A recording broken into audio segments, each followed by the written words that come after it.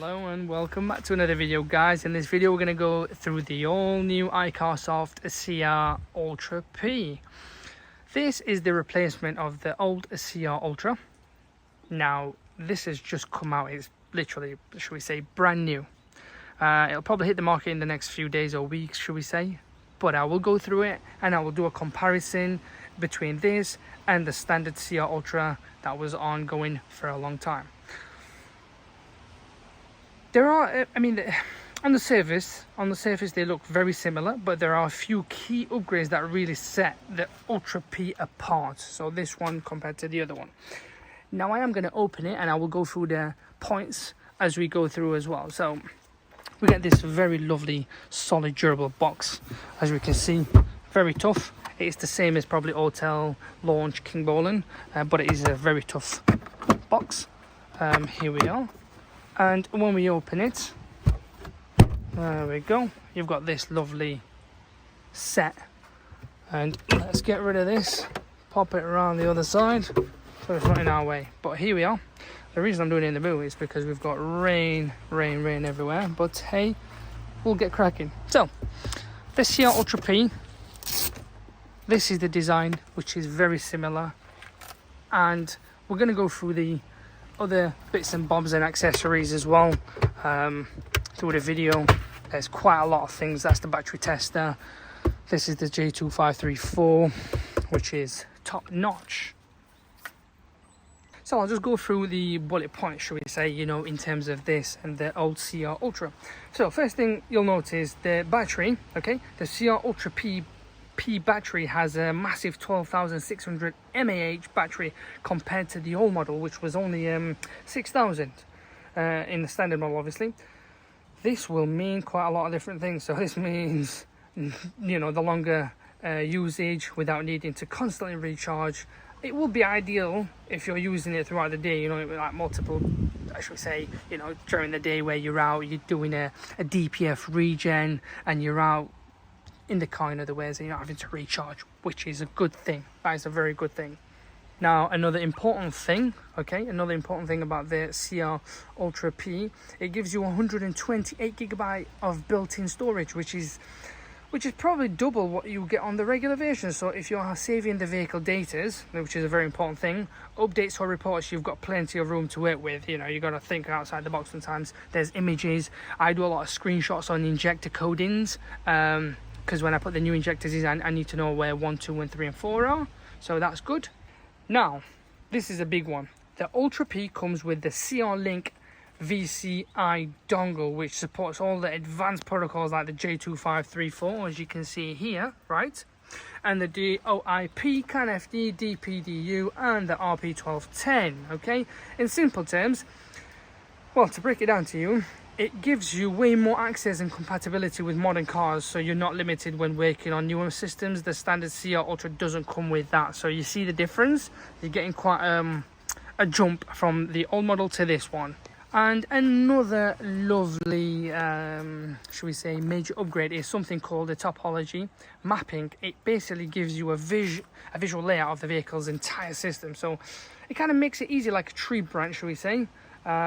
Making it easier to understand what's connected and what's online and where faults might be. It's clean, it's visual, and honestly makes diagnostic much more straightforward. That's not available on the standard version either, on the old on the old standard CR Ultra. This one you get, and reality is this is equivalent to some of the top diagnostic machines that other manufacturers sell, such as Autel. Reality is this specific model, the CR Ultra P, is equivalent to the Autel Max's Ultra Light S, which is about $3,000. I'll come on to the price when we actually go through the other bullet points at a later stage. Also, you get a built-in battery tester module on the Ultra P, so you can quickly check battery health right from the device. Again, not included on the regular CR Ultra. There it is there. We will go through it at a later stage when we pair it up to the car. Aside from those, both tools share a lot of the same great features. They both support full system diagnostics. As far as I know, it is about 200 car brands, online coding, cloud-based programming for 13 plus brands, bi-directional control, active test, and the good thing is you get 41 reset functions, such as DPF regen, throttle matching, injector coding.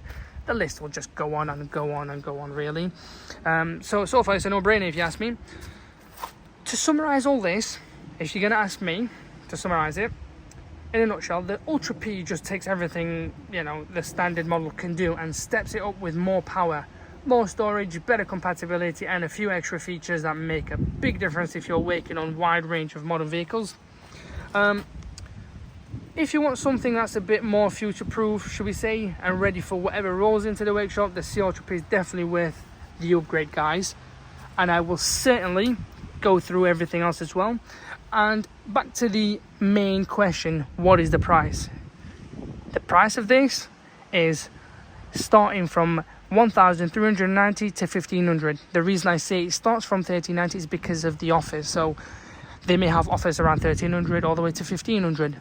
But remember, I can't think of any other manufacturers that can offer this same one, right, for that sort of figure. You also get 3 years free update. It's 3 years free update, so it's a no-brainer. And it's, if I remember rightly, it's around about $390. So when the should we say the update runs out, you're not having to pay a silly amount like Autel does or other manufacturers. Autel charges you $1,400 for a year's update. This is only $390, and it does the same job as Autel and Snap-on. Snap-on as well is about $700. Realities, there you are. So we'll go through everything now. And also, before we move on, you get all these other OBDs. I promise you, unless you're doing old school cars, which some of you will do, old classic cars, that's your BM, Merc and whatnot. And you've got these other OBDs as well. You've got plenty of things as well, car battery, the Ethernet cable as well for coding. So this is what we need for now. We're going to pair up to the car. This is a BMW 3 Series F34, I think, if I'm not mistaken. It's the 3 Series GT. We're going to pair it up and see what it is capable of. So here we are, guys, all turned on. We've paired this up, obviously, to that one. When you get it brand new, remember, when you get it all new and it's not paired up, what we say, get into the user info, get into the VCI here, and then just pair it up, and that's the way to do it. However, we'll start off. I'll show you how you work your way and how you need to pair up to the car and whatnot. As we can see, we've only used this cable in here. Okay, and that goes onto there. If it does calibrate, there we are. So here's the main page, guys. You've got all these, the ADAS, tire pressure monitor, the maintenance, that's where your hot functions are. There's many others here. Immobilizer. We're going to go into just a little brief of the vehicles it covers as a starter, and there is a lot of vehicles. I'll let you all pause the screen where you need to be, but you can see there's a load of vehicles, anywhere from American, European, Asian, Chinese, electric vehicles. So I'll just flick all the way down to the bottom. There you are. And if you wanted to then narrow it down to the American vehicles, there you go. European, boom, there you are. Asian, there. Chinese vehicle. To be fair, I've not heard of some of the cars, whether it's Asian or Chinese, whatever. But anyway, the good thing is you can manually select the vehicles, or you can have an auto VIN detect. The auto VIN detect is this one here. It flicks through the vehicle, and it detects the ECU, and boom, once it connects, there you are. So Bluetooth is connected to the OBD cable, and it's detected what vehicle it is in a second. So far so good. Yeah, BMW 320d, and that's the year it was kind of built. We can do a quick access or diagnosis. I'm going to go into diagnosis in this section, okay, and let it pair up. Here we go. So I'll get in the VIN. I mean, remember as well, the screen is 10.1 inch if I'm not mistaken, similar to the old CR Ultra. It's very smooth screen, it's very nice, it's not too sensitive. So here, this is what I love about these new diagnostic machines. Now I've seen this on the Launch, King Bolan, on many other manufacturers. CR Ultra, so iCarSoft, has also offered this. For anyone who's buying and selling cars, honestly, it's worth every penny, because you've got to understand, when you buy cars nowadays, some people clock the mileage, whereas this one, it tells you exact mileage in mile and kilometer, tells you in the model. So this is an F34, as I said earlier, series, 3 series, auto, right and drive. Engine is a B47 engine. Okay, so we'll hit next to say yes, we agree this is the correct vehicle. Ignition, okay, well, I'll turn the vehicle off in a sec. Well, it's turned the vehicle off itself, which is standard protocol on all other diagnostic machines as well, on the BMW models. So it turns it off and it will turn the vehicle back on. Here we go, the ignition is back on. And this is going through all the modules that the vehicle has, which is, again, similar to all the other machines that I've used so far. But I will go into it in further detail and tell you the differences that this has, and to other manufacturers. So as you can see already, it's put us on the topology mapping. So this way is like a tree route. I always call it the tree route. They should have really named it the tree route. And it tells you the modules and what is online coding and whatnot. For those, obviously the DMM is the engine control module. I mean, we'll do a full scan in this sort of way, so you can see what it does. So a system scan, we'll do a smart scan. There we are. So it's going to go through specific modules, sorry. And this is the way it does it. So it tells you where it flags up red, and number 7 is basically telling you that there's 7 faults within the engine control module. There's 2 faults within the ZGM. And it kind of breaks it down for you at the top as well. Normal, abnormal, scanned, not scanned. When it says not scanned, you've got to understand there are certain modules on certain cars that doesn't exist. So it'll just like skim through it as if it's done it, but it hasn't. So there it is. Full scan done within seconds. Not even that, to be fair. Pretty damn smooth.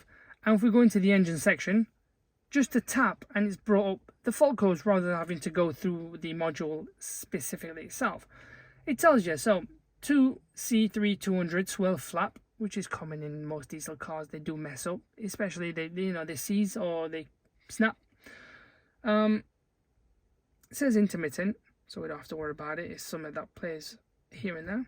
Oxygen sensors, swirl flap, again, they do clog up. But this is just an idea. And if I wanted to clear the fault code, I just hit there, clear DTC, and it will clear the fault code that's stored within the engine control module. Now this is a different version of how you guys would see it if you didn't have the mapping, the topology mapping. But it's pretty nice and smooth. I like it. For anyone in the game, high up, I'm sure they'll enjoy it. So it seems to have done a full clear on all the modules, cleared all the fault codes. Now, a system list at the top is going to be like the old school version for those.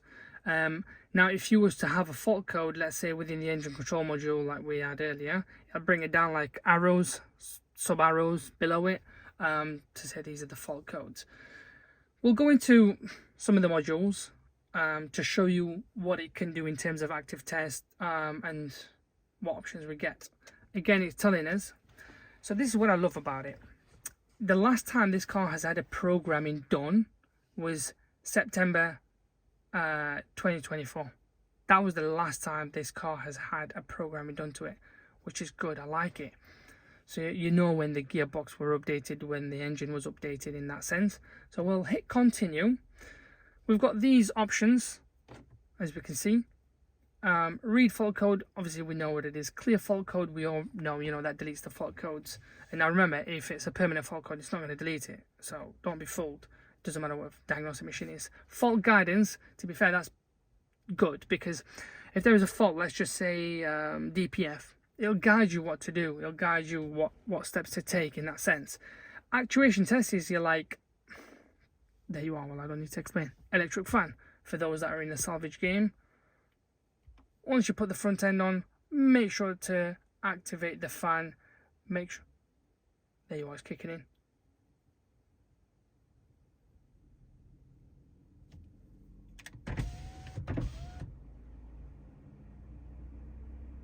There you go.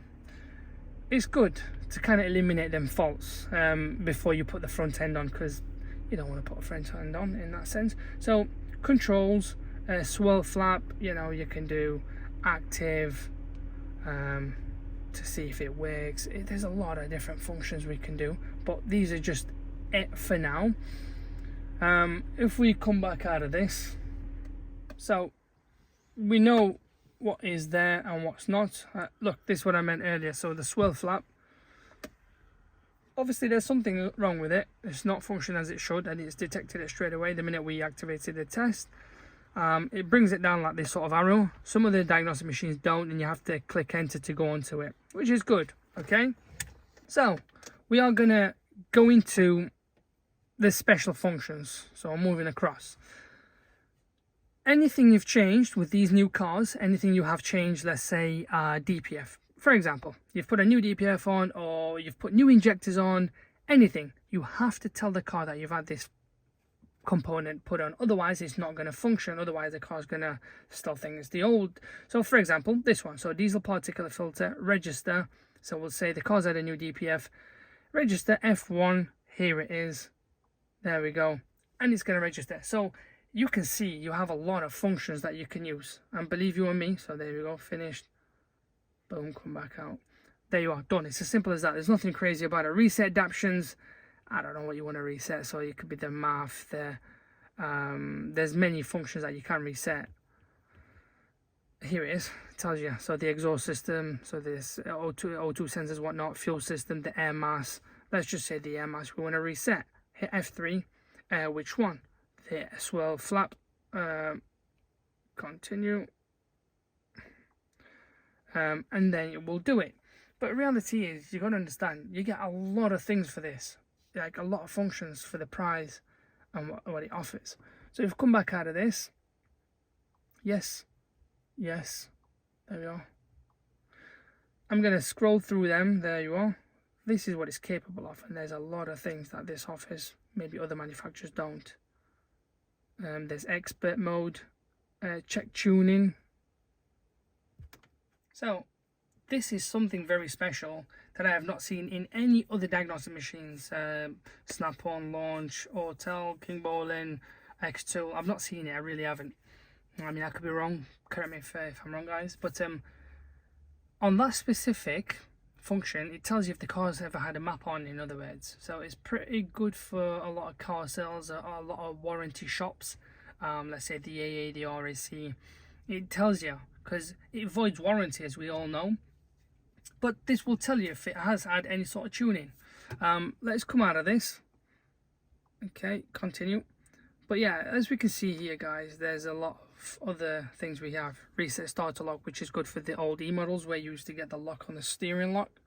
So the chassis is to do with if you've had a new steering angle sensor, whether you've had a new steering rack, you can like program it all back in this way. Maintenance is your service reset, your oil reset. So this one here, it'll tell us what percentage of life we have left.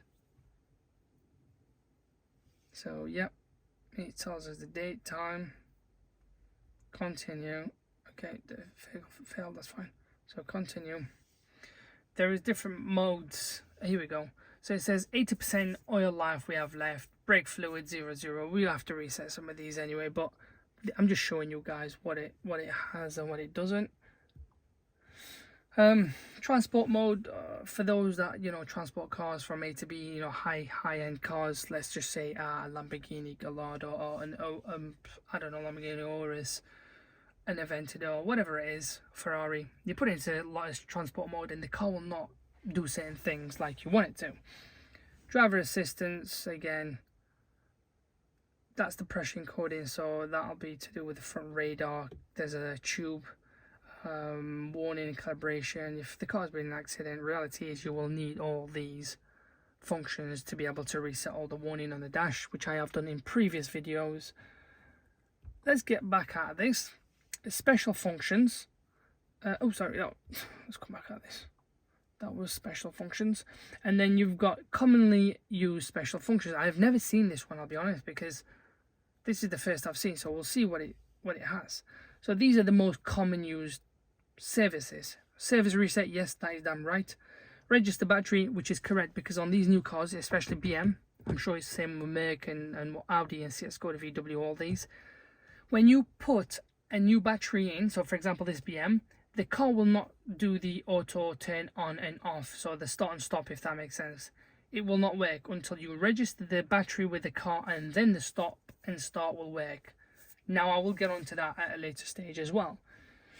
But as we can see, EGR, the transmission, as we said, it kind of picks out the most common, so you're not having to go through special functions. Anti-theft system, reality is that's to do with immobilizer. I'm not going to go into it. ADAS, calibration, I'll do it so you can see what functions we have, but you need like some sort of laser tools. You need other tools as well besides this. Okay, all-round view camera, which this car doesn't have. Parking assistant, this car doesn't have parking assistant, but if it did, then you'd go on that. Front electronic left, front electronic right, that's for your probably headlights and whatnot. ADAS system, again, like the tree route again, topology mapping, ADAS calibration functions, 360, health report, door full scan, but you can see it has quite a fair amount. Now, so the most important thing about this tool, and why this is one of the best tools I've seen so far, is the coding and programming. Okay, so when we code and program, I've always said to everybody, please make sure you back it up. Do not do any coding without backing it up, otherwise we'll be in trouble. Okay, so I will back it up. You'll have to put the date. Sometimes it does it itself. You'll just, you know, there we are. It says next. We'll do that. What I like about it is we can do code and program. Like coding is when you, I don't know, let's put a component on and you just code it. Programming, which I've done for quite a long time on the Autel machines as well, is, let's say this BMW 8-speed gearbox, you put the latest file on, you would do an update, gearbox update or engine update. So programming, let's click on it. So it's going to take a bit. So here he's telling us all the codings that's been popped on the car. So we'll hit next, and then hopefully it should give us more. If we turn the ignition on, it should give us more option. So from the this is the coding section, not the programming, guys. So it's the same. You'll get the same menu from the programming as well. Coding in, obviously, let's say I'm not going to do anything because the car's in fully functioning order. But should we say, I don't know, it says the instrument panel, the gear selector. I'm trying to think what we can select as an example, really, because the minute you start doing some things, it will trigger other faults, and then you have to code them in one by one. I've done this quite a lot in the past. But let's just say the head unit. Yes, it's going to take a long time. The gear selector, long time again. No need recoding. Oh, this is new. So reality is, with the old models, I used to use Autel, Launch, and some of these, and they used to still code it in, even though it was coded in. This tells you no need, which is good. I like that. This saves you time, and time is very valuable. Yes, tells you whether manually selected integration level of required encoding data. Yes, look, it tells you, boom. And then we've got this sort of model, and we'll hit it, and hopefully it'll move on to the next stage. But this is just a rough guide, guys. This is how you would do it. It's nothing crazy, pretty simple and straightforward. Done, there you are. And then you do the same for the other two. But that's just some of the bits on coding. Programming is the same. Programming is good because you can select certain things and update it in that sense. But please make sure you back it up. Right, the other thing we're going to do is personalization. You've got retrofit and personalization. Okay, so these are what we call some of the hidden features that the vehicle has. Okay. Yes, we are sure. And we'll see what it gives us. So we're going to go into some of the hidden features. I'll start with just this one as a auto start and stop. We will disable this because I'm sick and tired of these new cars just keep shutting themselves off and turning on at traffic lights, especially at junctions when you want to put your foot down, but unfortunately you can't because it's turned off. Here we go, disable, disable, confirm. Look how simple that is, guys. Honestly, it is a no-brainer. There we go. So we'll hit confirm, completed, done. So that's eliminated out of the game. But as you can see, guys, there's a lot of different functions here we can go through, but I'm just not going to waste no more time on here. Retrofit is components that you've changed, and in other words, you want to tell the vehicle that you've had certain components change and you want to code this new component in. Not like the engine control module, this is something different. So like suspension, maybe cluster, maybe the head unit, these sort of things. We'll see in a second. So this is what we get. Vehicle order change. I'll start off with this one. Okay, so these are all the codes that have been stored into the car, guys. These are very important codes. Look, it kind of breaks it down. In other words, the paint code is this. Oh god, here we go. Servotronic, the gearbox, the O2. These are all the codes, which mean this. So the M Sport brake is the code 2NH. Locking wheel bolts 2PA. M Sport package is 337. These are all the codes that link to this. Okay, I'm just going to flick through them so you all know what this car has and what each code in means. So we're not going to go touch any of them. You can certainly click on it and add more to it. You can go online and see what coding there is. Battery change I'm not going to do. Self-defined modification, adding tire pressure monitoring, but yeah, you can see, but it's mainly all in the vehicle order change, guys. But yeah, this is very special, guys, in every angle. It's got everything you need as a car enthusiast, whether you're a new learner, you've just started the game, whether you buy and sell cars here and there, whether you're in the game and you've done it for years and years. This does have every option you can think of. Another thing as well that I like, so if we come back out of this completely, we have another one here, maintenance. I think it's this one if I'm not mistaken. And within this, it narrows things down much easier. You're not having to faff around and go into certain, like, you know, your special functions as I was describing earlier. You don't have to. You could just go into these. And this is the start and stop setting. I don't know if it works this way, but sometimes it doesn't, and you have to pair up a little different. Okay. But as you can see, there's a lot of things you can do, even by images, not just by wording.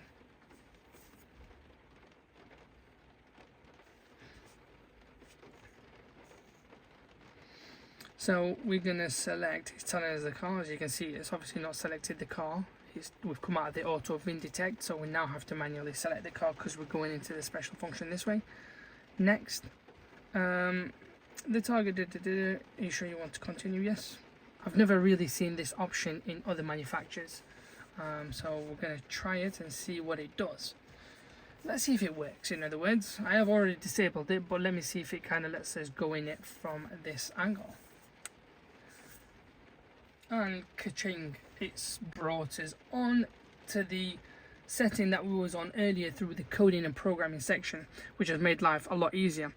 It's been disabled. I can enable it this way, or I can disable it. We'll cancel it, come back out of this because we don't need to do anything. Oh, cancel, sorry. Come back out of this. Yes. But guys, look, you have a lot of things. ECU reset, if it's had a crash. In terms of, you know, the ECU, you reset it. Gearbox learning, injector coding. There's a lot of functions. Motor angle, calibration, as we said, start and stop, window calibration, sunroof, tire size, transport mode. There's a lot of different options in this. I'd like to know what your feedbacks are, guys. I'd love to know what you think of it. I've used many different diagnostic machines. Brilliant one. But I have to remember, the reason I always refer back to Autel, because Autel is the kind of king of the diagnostic machines. It's been around for years and years. But since then, there's been a lot of arrivals, such as the iCarSoft. I've done Launch, I've done X2, I've done many diagnostic machines, and honestly, they're all now on the same boat, more or less. Some offer different things, some offer better features. Like, for example, this one offers, as you saw, the start and stop. Cut it out, boom. Whereas other manufacturers may not. And you also got to look at the pricing. The pricing is the main key. I said anywhere between £1,300 to £1,500, and the yearly update after the 3 years, honestly, it's $390 if I remember. It's around that figure, which is just nothing, absolute nothing compared to other manufacturers. I said Autel is around about $1,300, $1,200 for the Autel Ultra Light S. Snap-on's about $800, $900, whereas this is the equivalent, same as them, and guess what? It's a fraction of, it's not even, well, it's a fraction of the price of theirs.